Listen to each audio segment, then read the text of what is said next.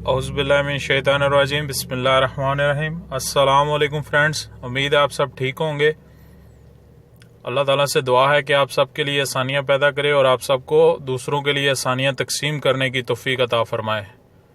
मैं अल्लाह ताला का लाख लाख शुक्र अदा करता हूँ कि अल्लाह पाक ने मुझे तौफीक दी कि मैं अपना नॉलेज, अपना एक्सपीरियंस आप लोगों के साथ शेयर कर रहा हूँ।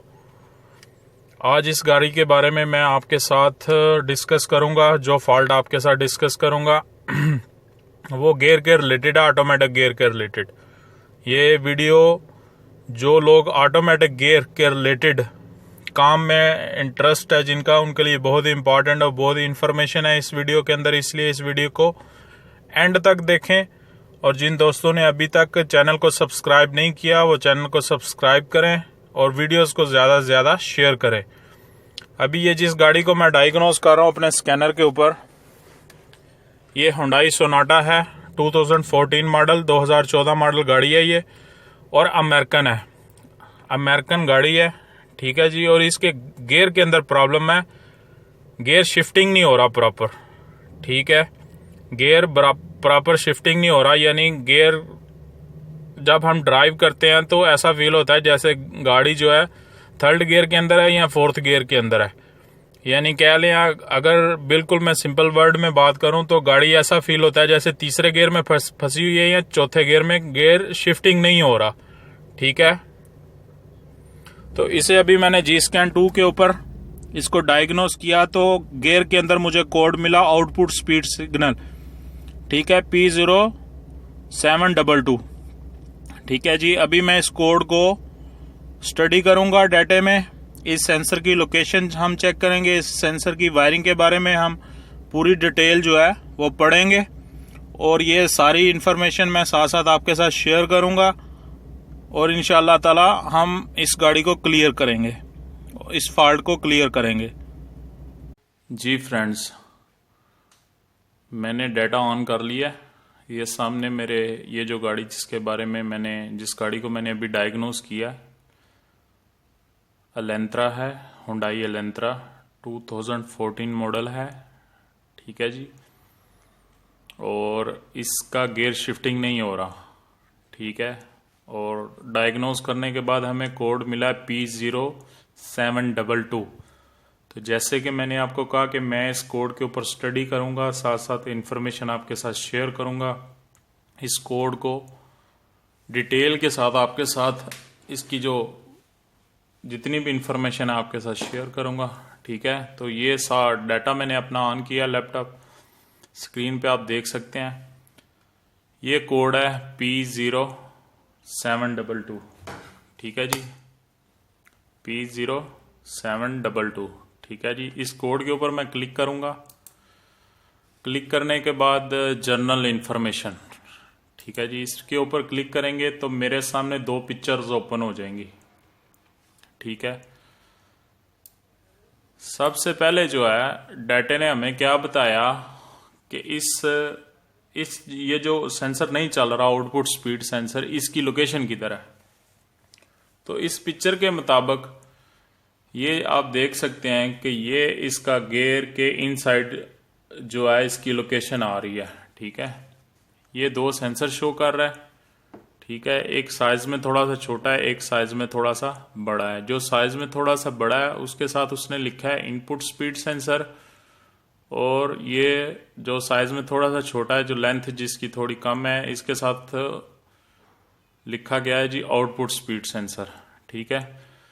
तो इस कोड को P0722 को जब हमने स्टडी करना शुरू किया तो जो सबसे पहले मेरे सामने चीज आई वो ये चीज आई कि ये दोनों सेंसर, इनपुट और आउटपुट स्पीड सेंसर जो है गियर के इनसाइड है, गियर के इनसाइड है।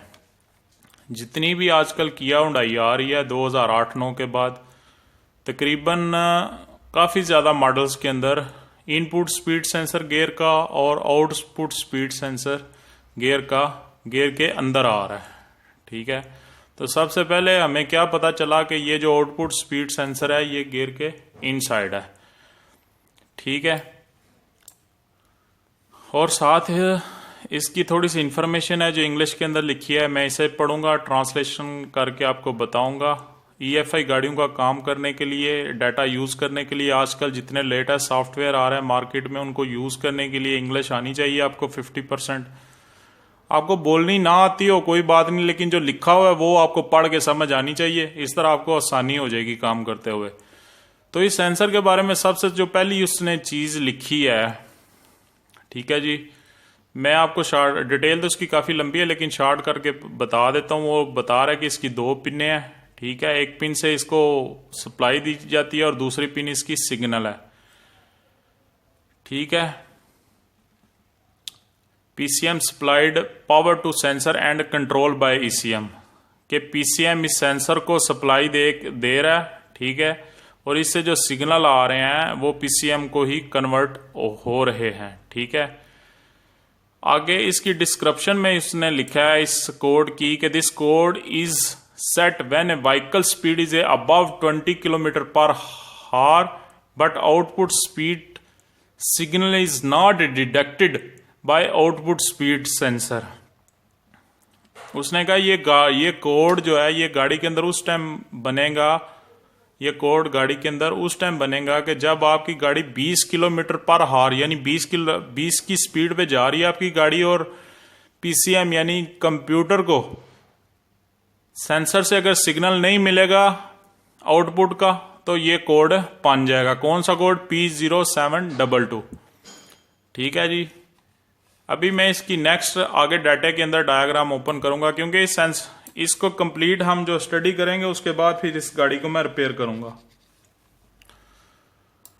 नेक्स्ट जो इसकी डायग्राम है, ठीक है जी, उसके अंदर हमें ये जो सबसे पहली चीज जो नजर आ रही है पॉसिबल काज, यानी कि वो बता रहा है कि अगर ये कोड आए तो पॉसिबल काज यानी क्या क्या मसले हो सकते हैं। सबसे पहली जो उसने बात लिखी है, उसने कहा कि सिग्नल सर्किट ओपन और शॉर्ट, यानी जो सेंसर की सिग्नल वायर है, ठीक है, वो रास्ते में किसी जगह से कट गई है या किसी जगह से शॉर्ट हो सकती है। वायरिंग चेक करें, सबसे पहली बात उसने कहा है कि वायरिंग चेक करें, ठीक है। दूसरी बात उसने लिखी है पावर सप्लाई सर्किट ओपन और शॉर्ट, यानी सेंसर की जो दूसरी वायर है जो जिससे पावर मिल रही है यानी जिससे करंट मिल रही है सिग्नल को, वो भी अगर किसी जगह से कट गई है, शॉर्ट हो गई है, तो वो फिर भी यही कोड बनेगा, ठीक है। यानी जो पहली 2 चीजें हैं उसने कहा कि सबसे पहले चेक करें इस सेंसर की दोनों वायर जो हैं सेंसर से लेके कंप्यूटर तक चेक करें कि दोनों ठीक हैं। तो वायरिंग मैं इसकी चेक कर चुका हूं, पहली बात भी ठीक है, दूसरी भी ठीक है, ठीक है। तीसरी बात वो कह रहा है कि आउटपुट स्पीड सेंसर, अगर वायरिंग ठीक है, वोल्टेज ठीक है, तो फिर आपका स्पीड सेंसर खराब है, जिस चीज के ज्यादा चांसेस है, ठीक है। और अगर वायरिंग भी ठीक है, सप्लाई भी ठीक है, इसकी सिग्नल की वायर भी ठीक है और सेंसर भी हमने चेंज कर लिया, और फिर भी गाड़ी के अंदर सेम कंडीशन रहती है, तो फिर इसका क्या है, लास्ट के ऊपर उसने कहा कि PCM यानी इसका कंप्यूटर खराब है, ठीक है। इधर ही साथ ही इसने लिखा हुआ है फेल सेफ, यानी अगर ये सेंसर आपका नहीं चल रहा तो फिर क्या कंडीशन होगी, ठीक है। उसने लिखा है लॉक्ड इनटू 4th गियर, वही बात जो मैंने आपके साथ थोड़ी देर पहले शेयर की कि ऐसा फील होता है कि गाड़ी तीसरे या चौथे गियर में फंसी हुई है। अगर आउटपुट स्पीड सेंसर नहीं चल रहा तो ऑटोमेटिकली आपका गियर क्या होगा, चौथे गियर में लॉक हो जाएगी गाड़ी, ठीक है। तो अभी हमें इसकी लोकेशन भी पता चल गई, डाटा ने हमें यह भी बताया कि कौन कौन सी चीज चेकिंग करनी है और किधर किधर फॉल्ट हो सकता है। 2 बातें होंगी। अभी मैं चलता हूं इसकी नेक्स्ट डायग्राम की तरफ।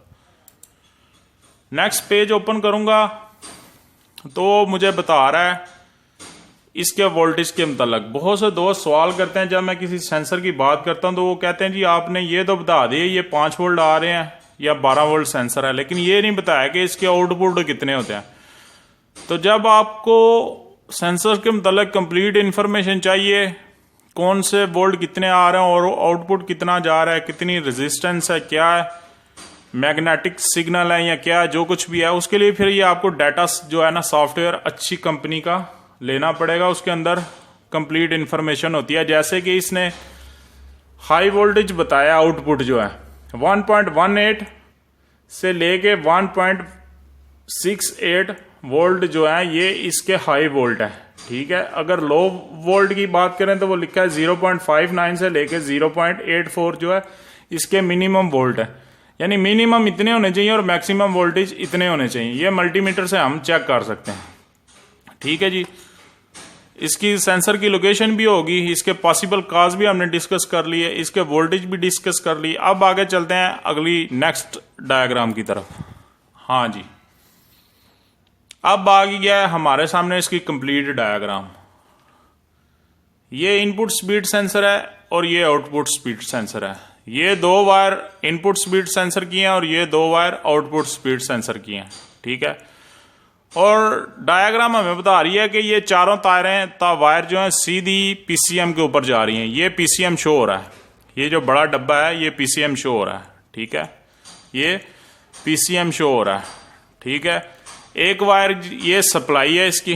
ठीक है, ये भी सेंसर पे जा रही है। ये सिग्नल है इनपुट का, ये सप्लाई है आउटपुट की और ये सिग्नल है आउटपुट का। अभी हम डिस्कस कर रहे हैं आउटपुट को, लेकिन जैसे आउटपुट की 2 तारें सीधी पीसीएम पे जा रही हैं, ऐसे इनपुट की भी दोनों तारें सीधी पीसीएम पे यानी गाड़ी का जो कंप्यूटर है उसके ऊपर जा रही हैं। ठीक है।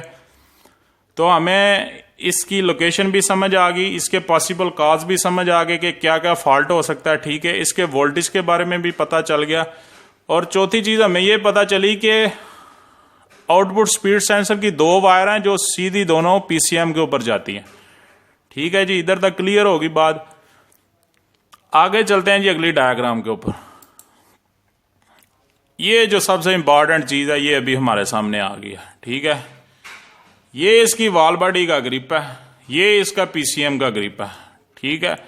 और ये नीचे डाटे के अंदर कंपनी ने मेंशन कर दिया है। ठीक है, 3 नंबर तार जो है वॉल बॉडी के ग्रिप के ऊपर वो आउटपुट स्पीड सप्लाई है। 4 नंबर तार आउटपुट स्पीड सिग्नल है।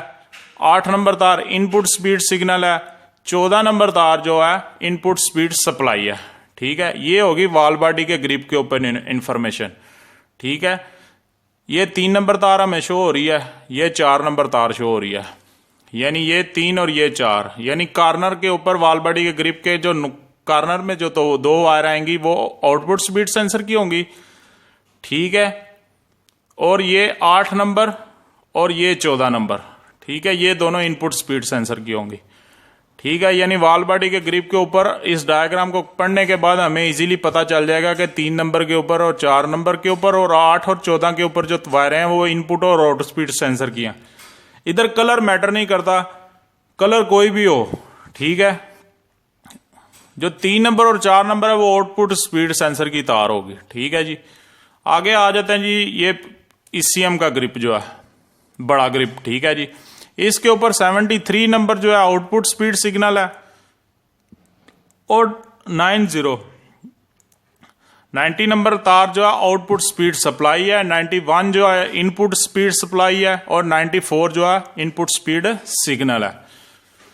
तो इस 5वीं डायग्राम में हमें जो वॉल बॉडी का ग्रिप है उसके ऊपर भी लोकेशन पता चल गई है आउटपुट स्पीड सिग्नल की, और कंप्यूटर का जो ग्रिप है उसके ऊपर भी हमें पता चल गया कि कौन कौन सी वायर किस किस जगह के ऊपर जा रही है।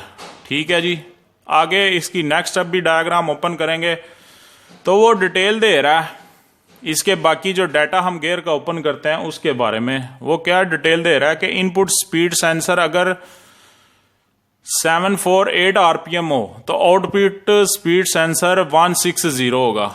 ठीक है, और गाड़ी होगी फर्स्ट गियर के अंदर आरपीएम होगा 791 और किलोमीटर होंगे 6। ठीक है, ये उसने डिटेल थोड़ी सी शेयर कर दी है।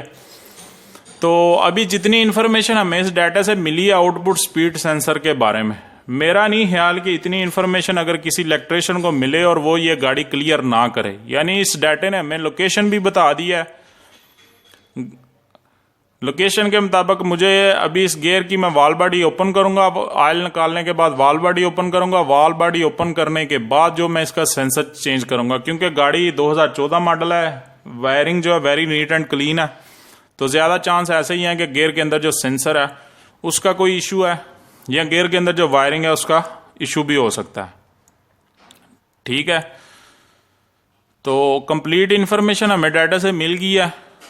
इसकी लोकेशन के बारे में, इसके वोल्टेज के बारे में, इसकी वॉल बॉडी के ऊपर जो पिन है वो भी इंफॉर्मेशन डाटा से हमें मिल गई।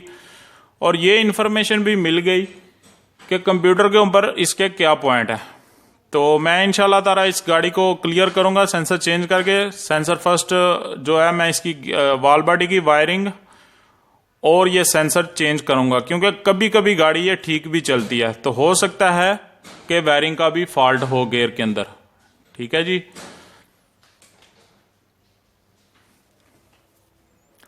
तो अभी मैं गाड़ी का काम करूंगा इंशाल्लाह ताला। काम करने के बाद जो है, काम करते हुए साथ साथ वीडियो बनाना थोड़ा मुश्किल है।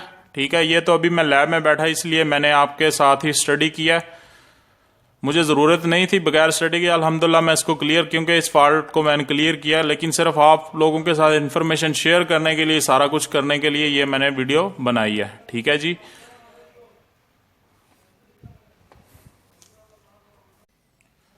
जी फ्रेंड्स, अल्हम्दुलिल्लाह गाड़ी क्लियर हो चुकी है और गाड़ी मैंने कस्टमर को डिलीवर कर दी है। लेकिन मैं ये सोच रहा था कि मैं ये थोड़ी सी शेयरिंग मज़ीद आपके साथ करूं। ठीक है, जैसे कि हमने डायग्राम के अंदर देखा था, गियर के अंदर दो स्पीड सेंसर हैं, एक इनपुट और एक आउटपुट। ठीक है, ये आप देख सकते हैं, ये दो सेंसर थे, ये मैंने चेंज कर दिए। ये इसकी वॉल बॉडी की वायरिंग थी। ठीक है, ये भी एहतियातन मैंने चेंज कर दिया। ठीक है, कंप्लीट। ठीक है, ये ऑयल टेम्परेचर सेंसर है। ठीक है, ये भी गियर के अंदर आता है। इसके बारे में मैं पहले अपनी एक वीडियो के अंदर बात कर चुका हूँ। जिस तरह वाटर टेम्परेचर होता है, एयर टेम्परेचर होता है, ऐसे गियर का ऑयल का टेम्परेचर चेक करने के लिए कंपनी ने ऑयल टेम्परेचर सेंसर भी लगाया गियर के अंदर। ठीक है, ये दो सेंसर थे गियर के अंदर, एक इनपुट स्पीड सेंसर और एक आउटपुट स्पीड सेंसर। ये दोनों मैंने चेंज कर दिए, ये क्योंकि ये एक ऐसे पट्टी थी लोहे की, उसके साथ ही फिक्स थे। कंपनी से ये दोनों मिल गए, नए ब्रांड न्यू। ठीक है, और ये मैंने दोनों फिक्स कर दिया। अल्हम्दुलिल्लाह गाड़ी क्लियर हो चुकी है और इस वायरिंग के साथ। ठीक है, और अभी थोड़ी सी मैं इन्फॉर्मेशन आपके साथ शेयर कर दूं कि इनपुट स्पीड सेंसर क्या काम करता है और आउटपुट स्पीड सेंसर क्या काम करता है। ठीक है, इनपुट स्पीड सेंसर जो है, जो इंजन की सर्कुलेशन होती है, किस स्पीड से इंजन घूम रहा है, वो पीसीएम को बता रहा है कि इतनी स्पीड से इंजन इतने आरपीएम से घूम रहा है। ठीक है, जो आउटपुट स्पीड सेंसर है वो व्हीकल स्पीड, यानी आपकी गाड़ी कितनी स्पीड से चल रही है, आपकी गाड़ी कितनी स्पीड से चल रही है, यानी आउट स्पीड जो निकलेगी गियर के अंदर से, जिस स्पीड से गाड़ी चलेगी, वो स्पीड जो है वो कंप्यूटर को देगा। ठीक है, और किया हुंडई के अंदर भी और बहुत सी ऐसी गाड़ियों के अंदर जिनके अंदर अलग से व्हीकल स्पीड सेंसर नहीं लगा होता, उनका जो मीटर है, ठीक है, उनका गाड़ी का जो मीटर है, गाड़ी की जो स्पीड है, किलोमीटर है, वो आउटपुट स्पीड सेंसर से चलेगी।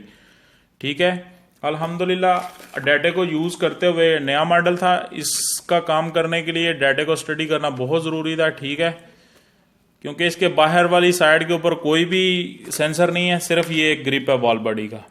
ठीक है, और दो सेंसर हैं वॉल बॉडी के सेंसर, जो सोलोनाइड है उनको छोड़ के दो सेंसर हैं, इनपुट और आउटपुट, जो दोनों गियर के अंदर आते हैं। ठीक है, तो डाटे के मुताबिक इसकी मैंने चेकिंग की पूरी, और डाटे के मुताबिक चेकिंग करने के बाद मैंने ये फाइनल किया कि मैं इसके दोनों सेंसर वायरिंग के साथ चेंज करूंगा, और मुझे उम्मीद है ये गाड़ी ठीक हो जाएगी। ठीक है, बहुत से दोस्त ये कमेंट्स करते हैं, जी ये डाटा डाउनलोड हो जाएगा, किधर से होगा, इसका कोई ऐप है? तो थोड़ी सी मैं आपको इन्फॉर्मेशन दे दूं, इंटरनेट के ऊपर कोई भी ऐसी वेबसाइट नहीं है जो आपको फ्री के अंदर कुछ ऐसी इंफॉर्मेशन दे जिससे फायदा हो। ठीक है, डाटा बिल्कुल जो है वो डाउनलोड नहीं होता, ना इसका कोई ऐप है, ना ये डाउनलोड होता है। ठीक है, ये आपको खरीदना पड़ता है, इसके लिए आपको पेमेंट करनी पड़ती है, क्योंकि ये 750 लेके 800 GB तक डाटा होता है। 1982 से लेके 2014 तक गाड़ियों का डाटा है। ठीक है, जिसके अंदर कुछ गाड़ियां मिसिंग भी हैं, जैसे पाकिस्तान और इंडिया के, जैसे सुजुकी आल्टो होगी, सुजुकी मेहरान होगी, एवरी डब्बा हो गया। ठीक है, सुजुकी बलिनो हो गई, कुछ ऐसी गाड़ियां हैं जो नहीं भी मिलती उनके अंदर, लेकिन उनका भी तरीकाकार है। अगर कोई गाड़ी नहीं मिलती डाटा के अंदर, तो उसको किसी और मॉडल के अंदर उसके ECM को तलाश करने का क्या तरीकाकार है, वो सारा कुछ जो है डाटा के अंदर जैसे जैसे बंदा यूज करता है उसे समझ आ जाती है। ठीक है, तो मैं ये कहना चाहता हूं कि ये डाटा ना तो डाउनलोड होगा किसी वेबसाइट से, ठीक है, ना इसका कोई ऐप्स है। इसके लिए आपको एक अच्छा सॉफ्टवेयर लैपटॉप चाहिए, और लैपटॉप के अंदर इसकी इंस्टॉलेशन आपको करवानी पड़ेगी। ठीक है, कुछ मंथ पहले मैंने ये सेटअप बनाया था पाकिस्तान में कि जिन लोगों को ज़रूरत हो वो अपना लैपटॉप मुझे टीसीएस करें, मैं एक माकूल से पैसे लेके उनसे उन्हें ये सारे सॉफ्टवेयर ऑल डाटा एक दो और सॉफ्टवेयर ये सारे इंस्टॉलेशन कर दूं। क्योंकि जो नेट से काफ़ी लोग जो परचेज करते हैं हार्ड डिस्क या डाटा, तो अक्सर ऐसा होता है कि वो क्रैक वर्जन होते हैं, फाइलें मिस होती हैं। सम टाइम ऐसा भी होता है कि आपने कोई सॉफ्टवेयर नेट से खरीदा और बाद में वो चला ही नहीं है, ठीक है। तो लेकिन सैकड़ों लोगों ने मेरे साथ रब्ता किया, लेकिन जब बात पैसों की आती है मैं उन्हें कहता हूं कि आप मुझे टीसीएस कर दें इस एड्रेस के ऊपर, 3 से 4 दिन में सारी इंस्टॉलेशन हो जाएगी और साथ में आपको वीडियो भी मिल जाएगी कि किस तरह आपने इंस्टॉल यूज करना है डाटा को, किस तरह आपने गाड़ियां सर्च करनी है, किस तरह वायरिंग डायग्राम पढ़नी है, किस तरह आपने इसको प्रॉपर तरीके से यूज करना है। लेकिन जब बात पैसों की आती है मैं उन्हें कहता हूं कि आप मेरे अकाउंट में पैसे डाल दें उधर पाकिस्तान में और इस एड्रेस के ऊपर टीसीएस कर दें। 3 से 4 दिन में आपको लैपटॉप जो है डाटा इंस्टॉलेशन सॉफ्टवेयर होके 2 सॉफ्टवेयर है, एक ऑन डिमांड 5 आता है मिचल और एक ये ऑल डाटा, ये आपको मिल जाएंगे। लेकिन जब बात पैसों की आती है तो फिर लोगों की हवा निकल जाती है, बहुत ज्यादा लोगों की। फिर कुछ लोग कहते हैं जी आप वो बंदे का डायरेक्ट नंबर दे दें, हम खुद उधर चले गए जाएंगे, या यानी उनकी बातों से फिर ऐसा फील होता है जैसे कि मैं उनके साथ अल्लाह माफ करे कोई चीटिंग कर रहा हूं। बिल्कुल कोई चीटिंग नहीं किसी तरह की, ठीक है।